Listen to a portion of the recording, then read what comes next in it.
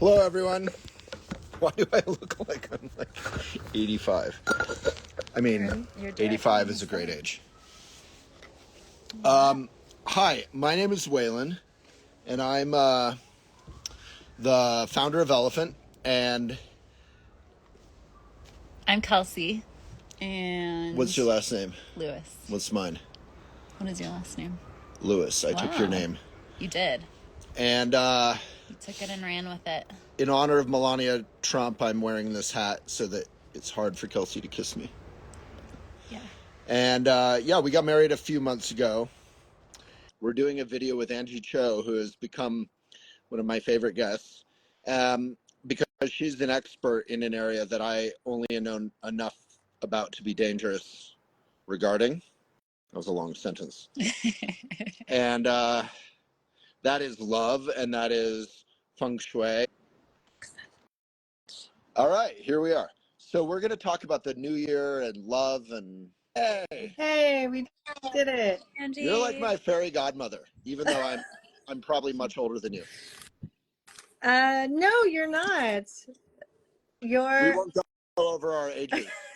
We're both around 39 years old. no, not really, but Between all of us, we're around 40, I think. yeah, we average 39 years old. We're in our late 30s. Yeah, I'm bringing the average up. All right. So what are we discussing today, Anjie? Feng Shui and love, relationships. Yes. So a lot of us, like myself, are incredibly charming, humble, intelligent, good looking, and yet we don't find love for so long because despite our immense humility, our mudroom right behind me is messy or something like that. I'm being silly, but is that sort of the gist of Feng Shui, that some part of our life could be off or twisted or clogged up?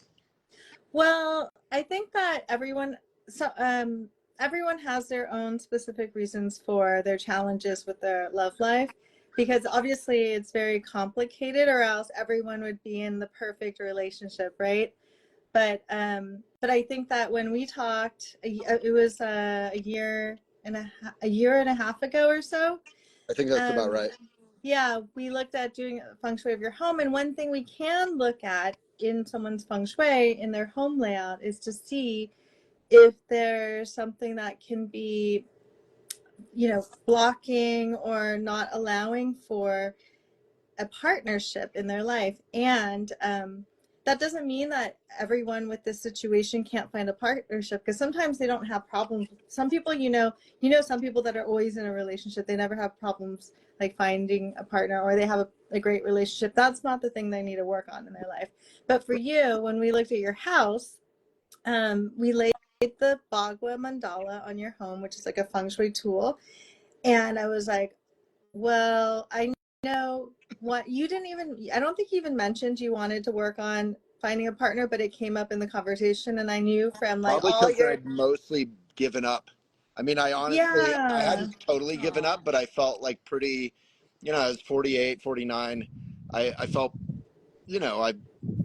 you have this feeling when you're dating at 48 or 49 and you're like looking for commitment and love and relationship. I mean, I'd of course fallen in love, but where you're like, okay, which way will it not work out this time?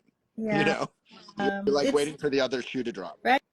It's a bummer. So especially for people who really are longing for a partnership. So I noticed that in your home that both of you live in now, the relationship area related to, or it was actually positioned where your mudroom is. So we went through this exercise where I asked you about your mudroom, and the folks listening can go back to that old recording. But if you want to, for the people listening who, if they want to figure out their relationship area, basically, you could stand in the door of your home, the front door of your home, looking in the far right corner is where your mudroom is. And that was also the way that you described your mudroom, was like, well, it has a lot of junk in it. There's an extra door. People just come in and out.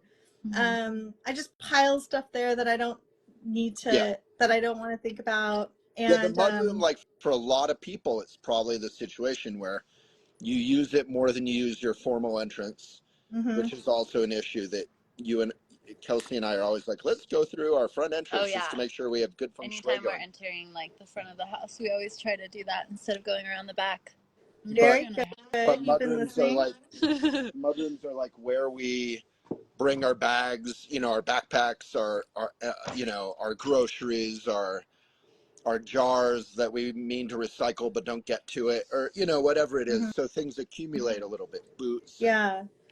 Well, for you in particular, it was like a room that accumulated things. So my suggestion was, why don't you go through it and kind of let go of things and allow some fresh energy in there, because maybe like the words and phrases you used to describe your mudroom could have described your love life. Like, you know, you were dating, maybe you dated people, they weren't staying, they were going. Revolving door. Yeah, exactly. Revolving door. Cluttered, full of beautiful objects. No, I'm kidding. But you know, also people, the part about the mudroom is that people get concerned about, and it like have like when they hear about the mudroom or having an additional door. It's not a bad thing. It just means that like when you have a side door or a back door, a door represents a portal, right? Like that's how you walk in and out of your home. That's how the chi or the energy enters. That's how people enter. And so having this additional door can be a bonus, but maybe for you, you didn't want people to come in, a romantic relationship to come in and then out. You were really longing for a long-term relationship, someone that would stay with you, right? Yeah, I didn't want them to come in my cluttered back door. So did you actually do anything in your mudroom? Well, yeah, I mean, in a way, this is like a cool part for listeners, because I definitely did. It's not like everything became perfect. So I did clean it up, but like it would get crazy again. And I think in a way that's life. Like it's a practice that you keep coming back to instead of a destination. So we're in the back. There's lovely Kelsey. And then it's still kind of cluttered, but it's also kind of wonderful. So this is literally coming in the back door. The dogs are playing. You can see Winnie back there. And then here's the bench. This is mostly Kelsey and Leo, her little son's shoes. The windowsill, super cluttered, right? All cool stuff, but cluttered. Some old flowers, lots of dog leashes, all of our coats and hats. Pretty neat, but a lot of it. Yeah. Dog food. We're doing laundry right now, so it's on the line. Beautiful dog door that's really fun. But I think what we've been trying to do lately too is like clear out a lot of the clutter. Like we just recently gave away any of our clothing that had polyester in it, so everything that we kept is cotton or wool. And we just gave back a bunch of empty glass jars from. So we do zero waste grocery. So that's what those jars are. So this is kind of like a catch-all space, I would say still, but I think it's a lot of things we do together and enjoy doing together, like laundry and. Yeah. So and there's all my shoes behind here, boots. So you wouldn't call it like. There's always more, I think. Super neat, but it's also. We have this from you, Angie. Oh yes, yeah, the monkey for the year. For this year. But you have a monkey too. Yeah. I'm the permanent monkey. And then I have, mine is on my. Oh, good, because you do need that on your body if possible. Yeah, those are little talismans from Anjie. Oh, yeah, I need to make a whole bunch. Look, this is Korean slave labor here. I have to make like a whole bunch to send. Oh my God, you made all those? They're not made yet. I make them. I hand make them all. So, but they're on my desk because I have to make them sometime soon. I think that, so number one, I think that there's a misconception that like Feng Shui equals minimalist, and absolutely not. Okay. Like, it doesn't have. You can have a lot of things in your home and you love it. And obviously, like, I think what you said, Waylon, is really important, because just like life and and a relationship, you can't just clean it work on it once and it's just set in stone and it's perfect. No, of course you have to continually work on it every day. So that's kind of a reminder of that room, I think. Yeah. And then you found And a honestly, partner. like half the time it's worse than that. Like, you know, like we cleaned it up last week because we're having realtors come by and all this stuff, but because we might be moving, but you know, it's still like a realistic space that isn't perfect. Well, I mean, that is actually what we would say more yang. Like a yin space would be like a room, like just imagine a white room with nothing in it. There's no life. There's a lot of depth there. So that space is now alive and it's moving and it has 3 people going in and out of it, or more, And a dog. Yeah, and the dog. But the difference is, I think that you realize, okay, there may be some like indication that this room has something to do with like my inability to find a partner, and I'm gonna like do something, like move things around, let go of some things, give this area some attention with the intention that you want to bring in a long-term partnership. And then I think you and Kelsey started talking, right? Yeah, like I mean, honestly, that's why we invited you to the wedding. Like it almost felt like a trigger, a trigger. I mean, I don't have a gun, but like you pull it and it goes pink. It was like that. It was like I did it, and then we were talking. We had talked once before, quite a while, and kind of got to know each other. But we started talking again, and we just, boom, it just flowed from there. I asked her out. You know, she came out here. She was living in far away, and so yeah, it just kind of took off. I think that gives, and you know what, your story gives a lot of people hope. Like, think back to like before you guys met, like how difficult that is when you really are ready to meet a partner and you feel like it's not going to happen. And to recognize that we can see that our environment affects us, and whether or not you believe in Feng Shui, it's still, you could believe that it's helpful to move things around your home with intention and recreate your environment with the intention that you want to invite somebody into your life. Like, that's huge. Like, one thing I tell people, like, I had a friend that was like internet stalking someone or Instagram stalking someone, and she sent me the picture of their bedroom, and it was like a single bed up against the wall with like one pillow and a dog on it. Right. And that tells you, oh, that person is not in They're any not looking. place. They're not looking.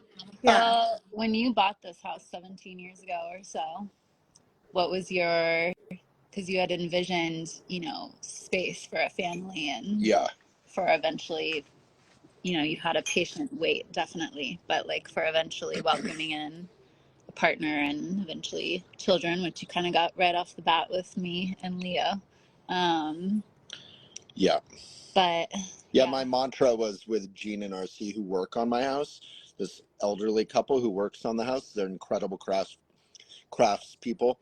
I would always say, forget what it was, but it was something like, it would just come up and again and again. I'd be like, well, if I have a family, or when I have a family, we want this space to be here. Like we were doing it with a family in mind the whole time.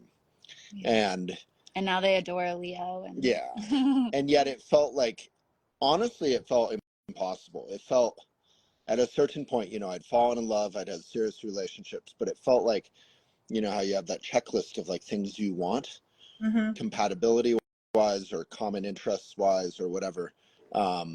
Like, some of them are profound things, like you want someone who, is an environmentalist and, wants to live in relative harmony with our planet. That's a big thing. Other things are small, like you want someone who does or doesn't have tattoos or whatever it is. In my case, I fear tattoos and I run from them. But so there's silly and serious things, but at a certain point the list is here and you're like, it's never going to happen. And then for me, Feng Shui isn't like belief. It's really just it feels, I really fell in love with it back in the 90s when I worked for Shambhala Publications in Boston. I really felt organic and natural, like a way to find harmony with your space and even how you put yourself in that space, kind of like you talking about that single bed with the guy with his dog and one pillow. You know, how you're dealing with yourself in your space is saying a lot, whether you know it or not. Yeah, actually, when I first learned Feng Shui, I took this class, and the first thing I learned was how to position my bed.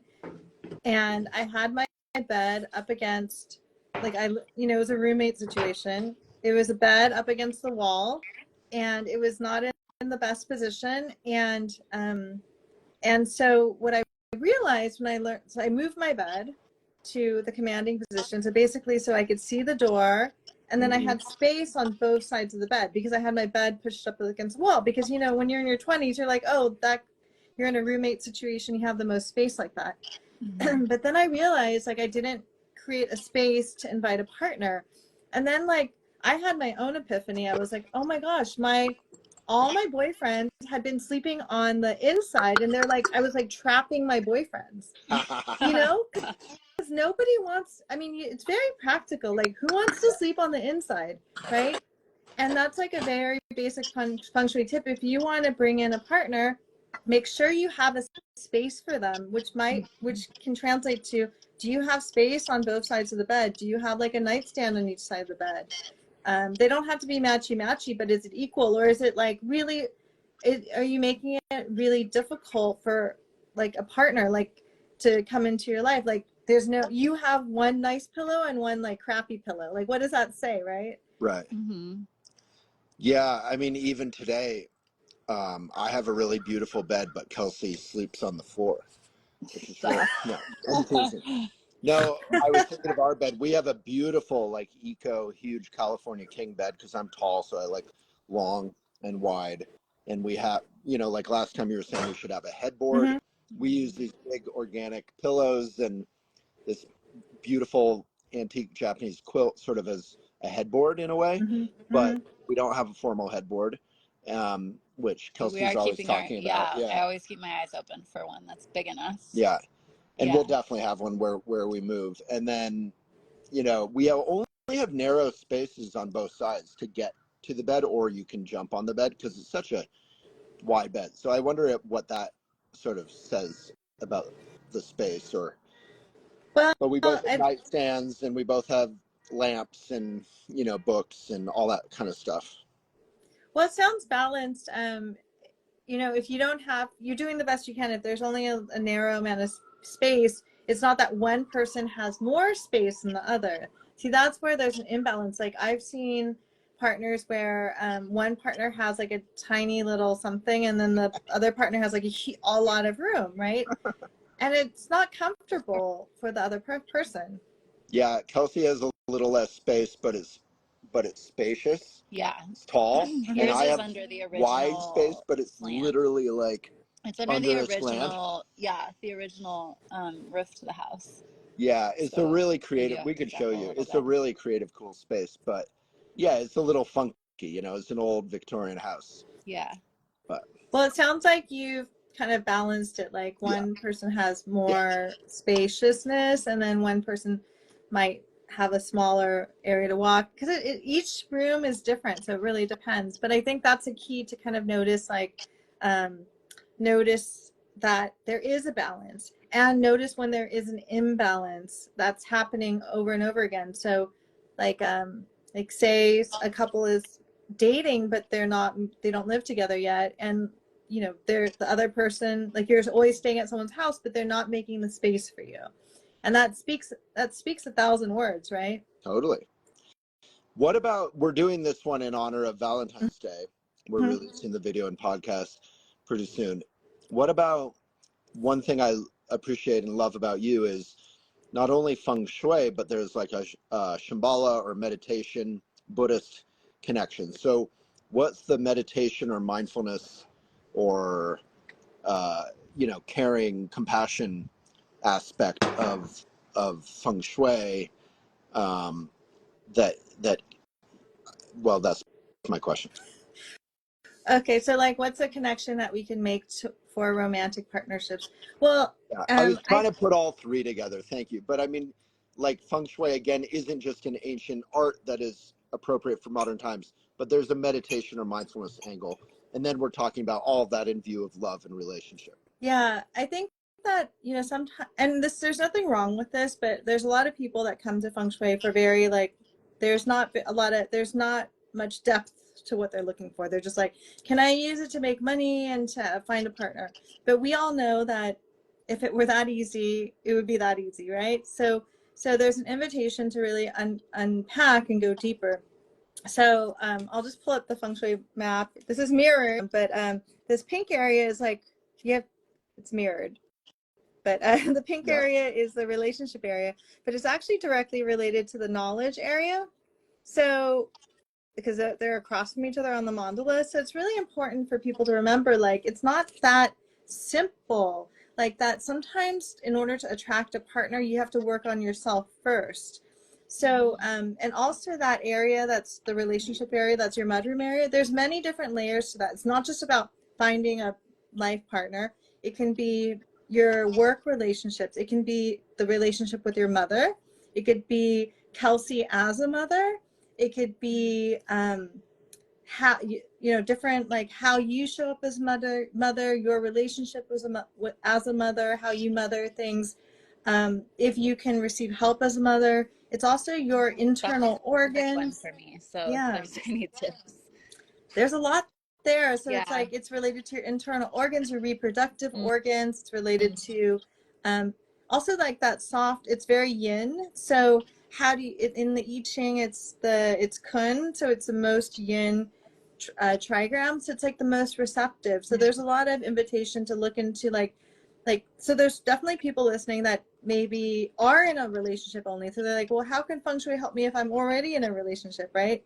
So you can use all these things to support an existing relationship, or if you need to heal before, you know, heal from a breakup, you can still work with the same area to heal that aspect of your heart. So like one simple way is like, for instance, maybe if you're healing from a relationship, you do only, maybe you get like a really one nice pillow for yourself and you donate your other, you know, donate the other pillow that belonged to the partner.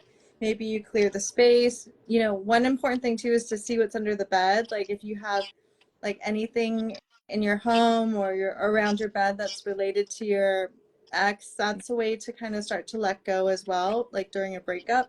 I was thinking more, we have dust bunnies. Not that many. Well, we clean it, but they're just always creeping back.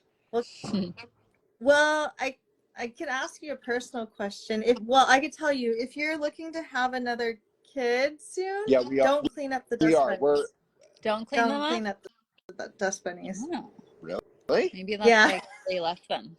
Yeah, Kelly, our house cleaner just kind of missed some of them, and I was complaining about that. She's like, give me a baby, give me a baby. Yeah. So in Feng Shui, we think there's something like called Ling particles, and they say Ling particles like kind of gather around you, and you want them to collect, and you don't want to sweep them away while you're trying to get pregnant. Wow. Interesting. Right. That, I mean, as a doula and someone who's been pregnant and had a baby before, that just makes sense with like the physiology of the womb, and because like cozy and a good environment for the growth of the baby, essentially. Wow. Okay, dust bunnies. I mean, if you have a huge one, you can get rid of it, but it's like, don't like be so crazy about like sweeping under the bed. Also, like you want to, like once you do get pregnant, you want to try to avoid any like renovations, because that's restructuring the house. What about moving?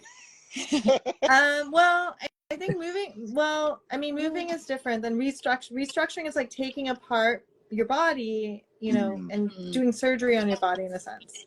Yeah. Okay. Yeah, that's good to know, because we do love, as we're looking at places, we do love a fixer-upper and everything. And yeah, maybe don't get a fixer-upper while we're conceiving and being pregnant. Okay, so for like, this is another Valentine's tip, kind of our love tip, is that if you're feeling disconnected from your current partner, or actually in general, you need to watch out for any kind of splits in the bed, like a split box spring. So you don't have one, but sometimes a lot of people don't have box springs anymore. But if you have a mattress and then a box spring for a king size bed, it's usually 2 different box springs, and that's a split in the relationship. So you want to avoid that. Yeah, for us, like, yeah, I will, not to get TMI, like, we have lots of fun and good connection in the bedroom area of our home, but we are trying to conceive, and I'm older, and there's some concern about that. We don't know about any problems, but we haven't conceived yet, and we're having fun trying, as the saying goes. We're gonna go inside because I think Kelsey might have farted pretty badly, and Smells like a gas we leak. just smell gas. Yeah. Whew.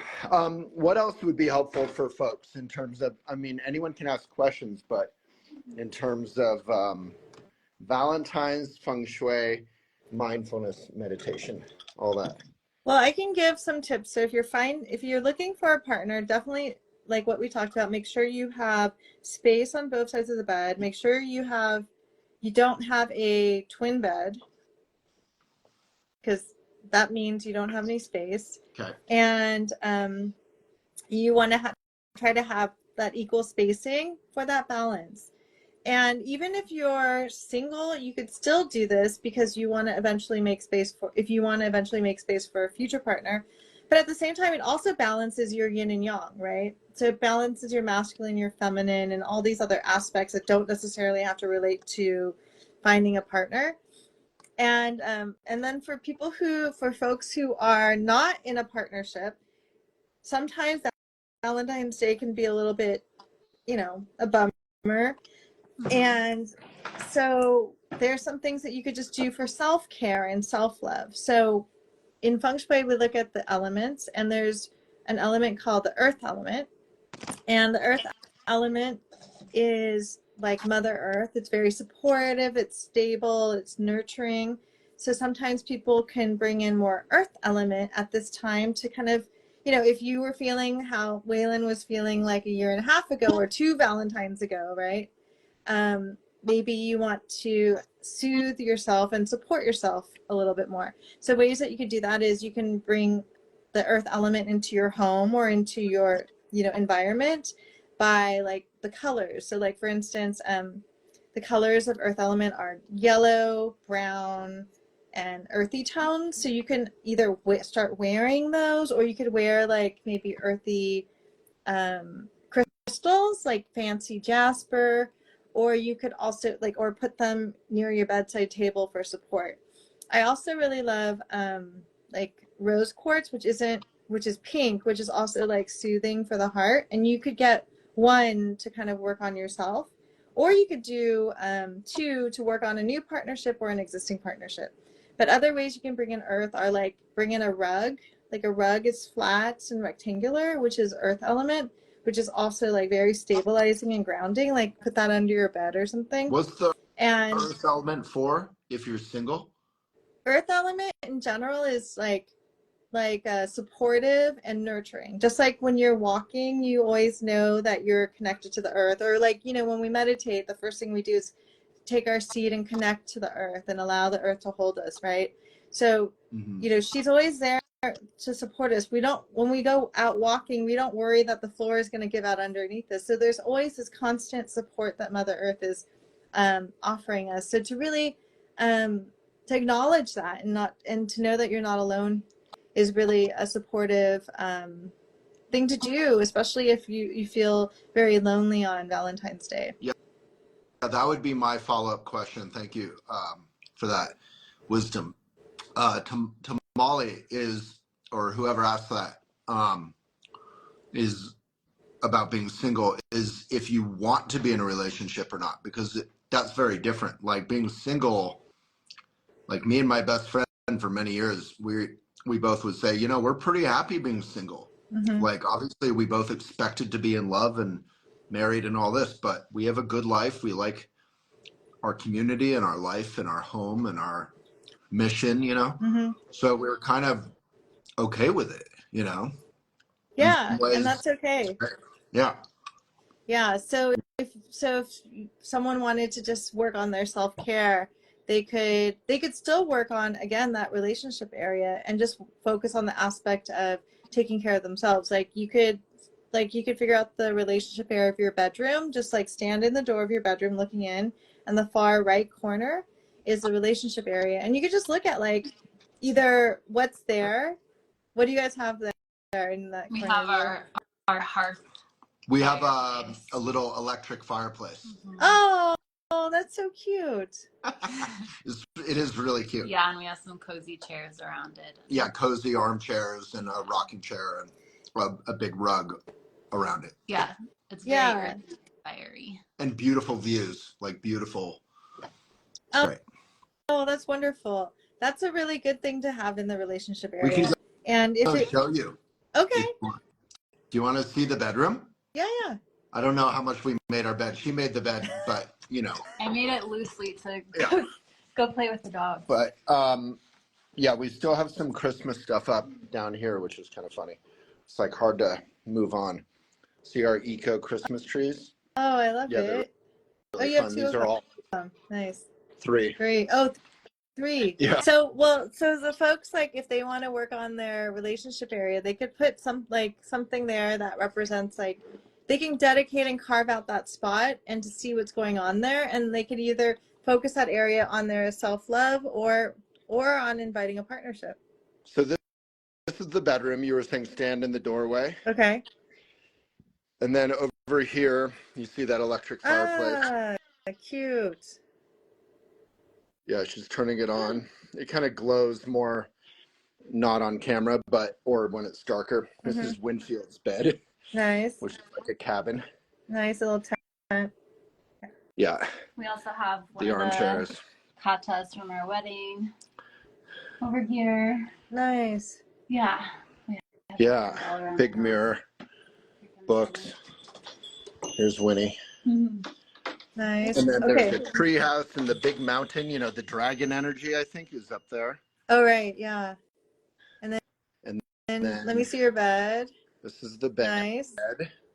So yeah, Kelsey walks in on that side. See how it's kind of narrow? Yeah, that's okay. But it's tall, it's spacious up here. And then I walk in on this side, it's wider, but it's kind of like slanty. Yeah, you gave her the better side. Also, you're protecting You have the better side? her. I do?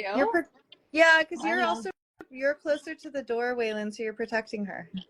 Aw, I like that. A lot of I like my side as well. Winnie's closest to the outside door, so he's protecting us. She's also protecting you. Yeah. But a lot of moms end up sleeping closer to the door because they have to get up and attend to the kids all the time. Well, Waylon will be helping out with that quite a bit when we do have. Good. You want to sit here? Yeah. Wait, I do have another comment since I'm seeing your bedroom now. Okay, so you have the double door. You have double doors going in and double doors right across from the front door for the doors. We have 2 big glass doors on both sides. Ooh. Okay, so the double doors. Light, like this is divided light, you know? Yeah. But the other one is just open. So, I mean, you guys are moving, so it's not that important to correct it, but I should say that the double doors can also indicate like relationship problems. Like it's a big opening because, you know, think of like there's actually a Jewish prayer that talks about like may the door be wide enough that to welcome everyone. So when you have a wide door, you welcome a lot of people. Right. So for you, I would designate one door to use. Yeah. And oh, interesting. Well, we kind of do that. That's cool because one door locks. Yeah. So we pretty much go through the other door mostly, but not exclusively. But Kelsey's actually super into polyamory, so not really. No judgment, but yeah, no judgment. No judgment. What if it's a French door that's like true French doors that are smaller, like you have to open both of them to move through? Is it more of like a double door thing or just having a wide enough space for like you and your lover to go through or something? So you're talking, okay, if you're talking about smaller doors, that's a different issue, but But in this case, yeah, I'm talking about like it's a lot of chi to come in and out of the bedroom when you want it to be a very private space. The cool thing about it is the back of the house, and you saw it's sort of a windy way to get there. So it's not like you can walk in the front door or back door of the house and be there easily. Yeah. But I would still designate, you could also you like to have bells on the door, right? Put a little bell on the door. Bells everywhere, yeah. Yeah. Put a bell on that. We have bells on the entrance doors. We have bells on all the doors. Okay, good. Yeah. And those two, because also, so you have that double door in the fame and visibility area of your bedroom. So, well, one thing is like it's kind of not great to have the doors aligned.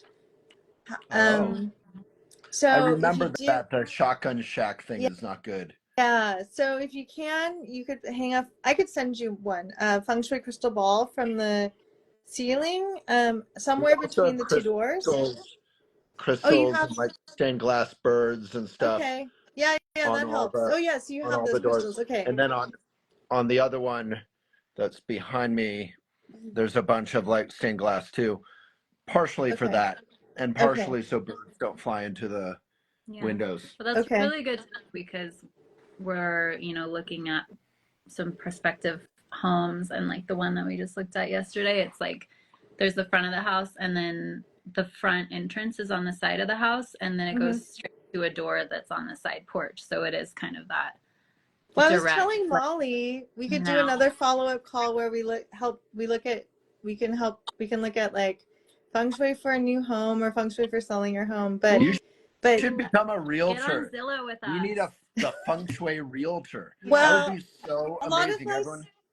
A lot of my students are realtors. But it would be so amazing. You don't even have to be a realtor, which you probably don't want to be. But oh my God. But I don't want to be a realtor. Yeah, but it would be amazing to have like you inspect, like a Feng Shui inspector. So is that bottom door? Yeah, sometimes I do. Sometimes my clients hire me. Doesn't sound good. And they show me like they ask me which floor plan would be better for them to move into. So you want to hear this, Kelsey. So you have that double door in the fame and recognition area of your bedroom. So that can mean, now that you guys are married, that it can mean that you have a lot of people saying things. It's a possibility for people talking behind your back about having opinions about your relationship. So the openness in that part of the home, right? Because also kind of catalyze that. Yeah, because also the doors represent the mouth, so it can mean like communication. Right. But it's also that like it's that part of the home and that part of the bedroom.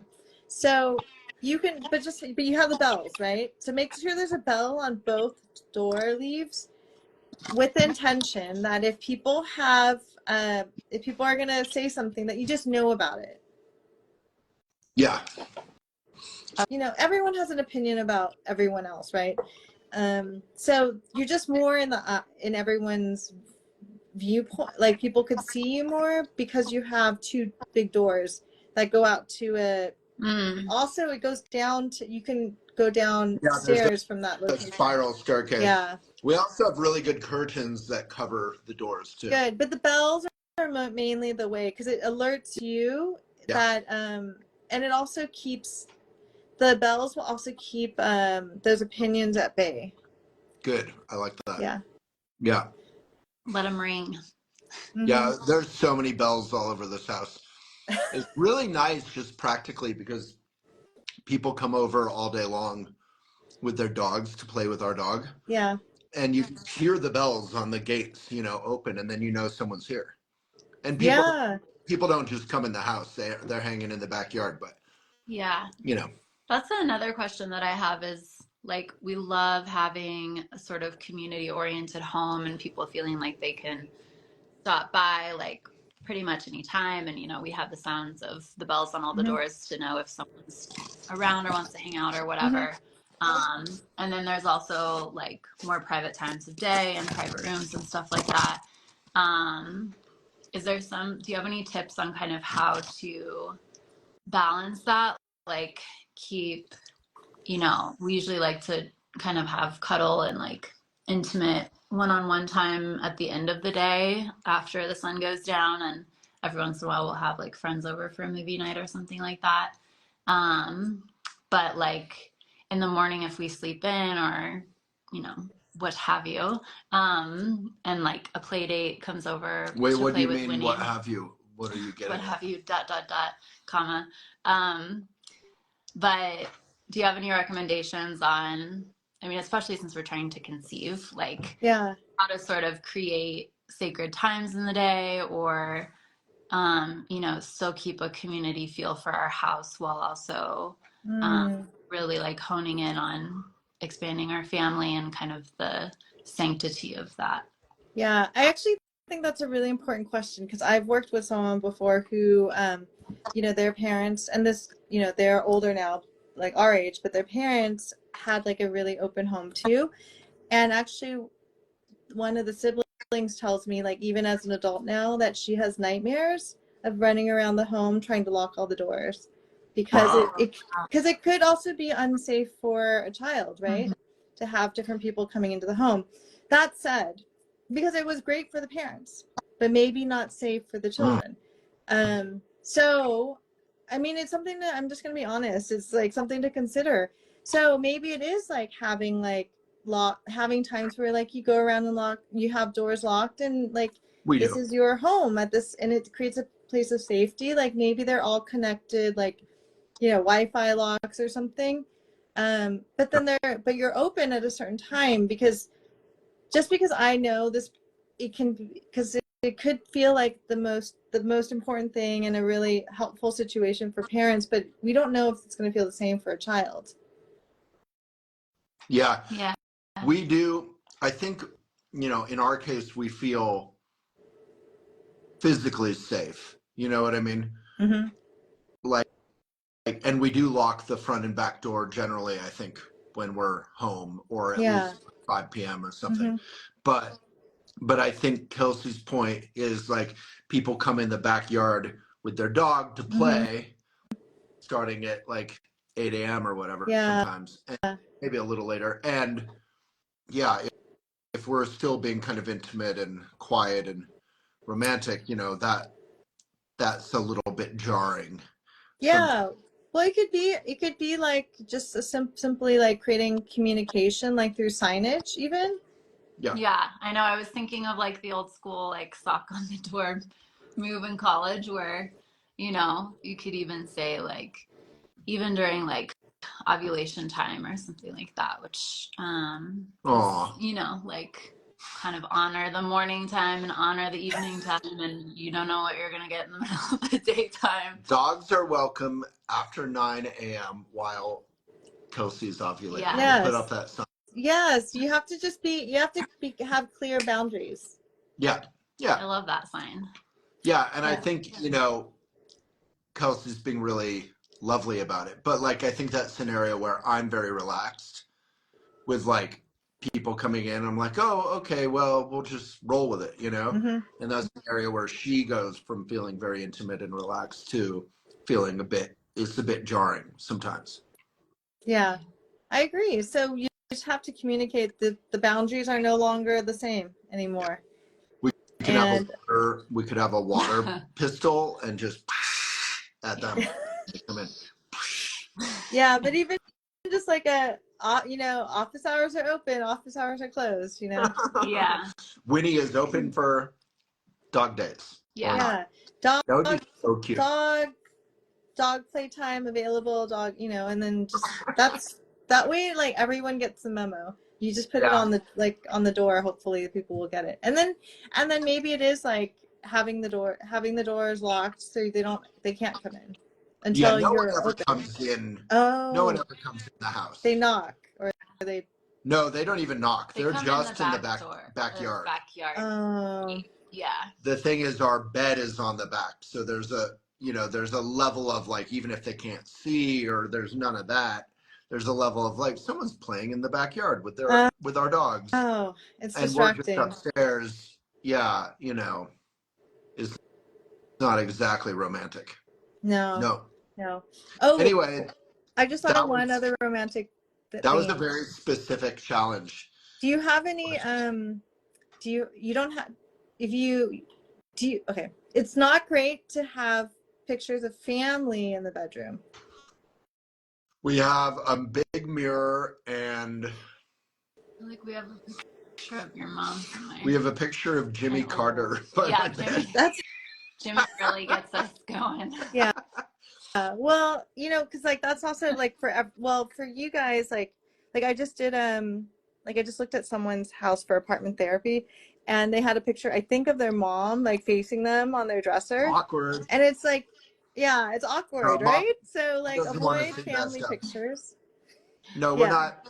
We're I not. don't think we have. I think we have. No like shade on your perverted friend, but you know, Mom doesn't want to see that stuff. Yeah. And also, if you can, like, I notice a lot of single people who are looking end up having like images, like an image of a strong single woman, right? Because they were going through a breakup and they felt really inspired by the strong single woman. But like once you're ready to date or like get into a serious relationship, you can move the strong single woman somewhere else. For what? Because it's like, you know, you don't want to kind of really, she is the strong woman, and but now she's, you don't want to enhance the single vibe even more in your bedroom. So that's a tip too. Yeah, we have some birds and Jimmy Carter, and there is, what's that? You were just farther than I thought.